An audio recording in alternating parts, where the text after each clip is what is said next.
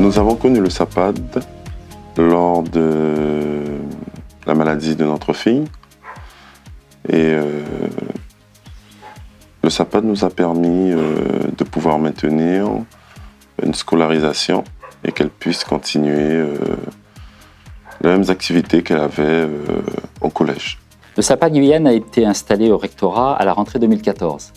Il a vocation, comme tous les SAPAD, à s'occuper des enfants malades et c'est un service gratuit pour les familles. Alors, le SAPAD a été mis en place en Guyane afin que nous puissions avoir, comme pour l'Hexagone au niveau de la Fédération des PEP, comme nous puissions avoir un service qui prend en charge les enfants qui sont malades et qui ne peuvent plus aller à l'école à cause de leur maladie, afin qu'ils ne perdent pas les cours et qu'ils ne soient pas décrocheurs en fin d'année. Et lorsque la famille nous fait savoir qu'il y a un risque de rupture avec la fréquentation scolaire, eh bien, nous mettons immédiatement en place une équipe éducative qui nous permet d'activer un levier, le SAPAD, de façon à ce que le SAPAD prenne le relais et que la continuité du service d'enseignement soit assurée. Le rôle du médecin scolaire là, auprès du SAPAD est de valider le dossier afin que les jeunes qui sont dans l'incapacité de se rendre à l'école pour des raisons de santé puissent continuer absolument leur scolarité. On a fait appel à des enseignants de l'équipe pédagogique en priorité, c'est ce qu'on privilégie. Parfois, ça nous est arrivé aussi que dans certaines disciplines, il n'y avait pas de professeurs disponibles.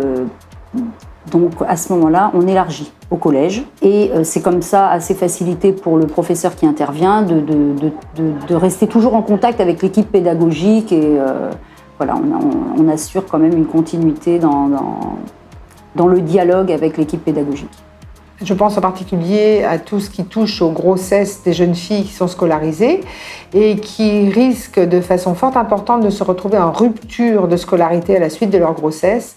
Il est vraiment indispensable qu'elles puissent continuer pour que, après la naissance de leur enfant, elles soient toujours dans le rythme scolaire et qu'elles puissent impérativement continuer leur scolarité. Et il est important de comprendre que lorsqu'un enfant reste malade trop longtemps et qu'il a perdu trop de cours, après il a du mal à récupérer et il risque même de redoubler sa classe. Donc c'est un service à mon avis qui est très important en Guyane de façon à éviter que certains enfants perdent les cours pendant l'année. Eh bien, en fait, au sein d'un établissement scolaire, notre rôle est de pouvoir diriger les parents vers le SAPAD et nous mettons en place l'équipe éducative qui va permettre d'établir le projet concernant la prise en charge de l'élève. Je suis rentré en contact avec le SAPAD par l'intermédiaire d'un parent qui m'a contacté pour savoir si je pouvais aider son fils qui devait impérativement rester à la maison. Et donc c'est ainsi que j'ai assuré les cours.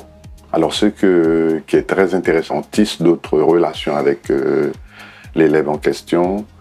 Il y a une manière différente de travailler, on rentre peut-être un peu plus dans son intimité et l'élève vous voit autrement. Et l'expérience n'est que plus enrichissante en fait. C'est par l'intermédiaire d'une amie de la famille qui connaissait très bien la structure, qui nous a conseillé de nous rapprocher du SAPAD pour pouvoir continuer à bénéficier des cours pour Trissiana.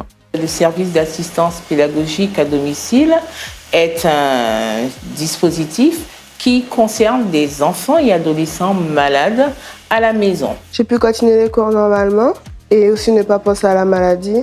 Mais lorsque les professeurs arrivaient, comme ça, je pouvais continuer les cours et puis je ne m'ennuyais pas à la maison. L'Éducation nationale et les PEP ont signé une convention qui permet justement d'accompagner ces élèves et surtout d'apporter des réponses. La suite de ma scolarité s'est très bien déroulée. Je n'ai pas eu de difficultés à l'école. Et là, ça fait 2 ans que j'ai repris l'école normalement. Donc le SAPAD, ça s'est très bien passé. J'ai beaucoup aimé le contact et la manière dont les enseignants s'y sont pris pour pouvoir travailler avec ma fille. Et j'ai aussi apprécié le fait que ça lui a permis de se sentir à l'aise et de pouvoir continuer à faire sa scolarité à domicile. Pour moi, le SAPAD est une association qui m'a beaucoup aidée pendant ma situation médicale. Les 2 professeurs qui venaient à domicile étaient très compétents. Grâce à eux, j'ai vraiment pu suivre mes cours normalement comme une élève qui était au collège, sauf que c'était chez moi et c'était vraiment très agréable. Vous êtes concerné par l'absence d'un élève, donc les chefs d'établissement, les directeurs d'école, les enseignants, les CPE, les parents, les délégués de parents, les professionnels du secteur médical et paramédical. Les parents ou le responsable légal remplissent la demande d'assistance. La demande est ensuite transmise au directeur d'école ou au chef d'établissement. Elle doit être impérativement accompagnée d'un certificat médical. Le coordonnateur saisit l'équipe éducative, examine les besoins spécifiques de l'élève, détermine les modalités d'action pédagogique, contractualise ces modalités par un projet individualisé. La demande est validée par le médecin scolaire et ensuite l'équipe éducative prépare et suit le retour en classe en faisant des points réguliers.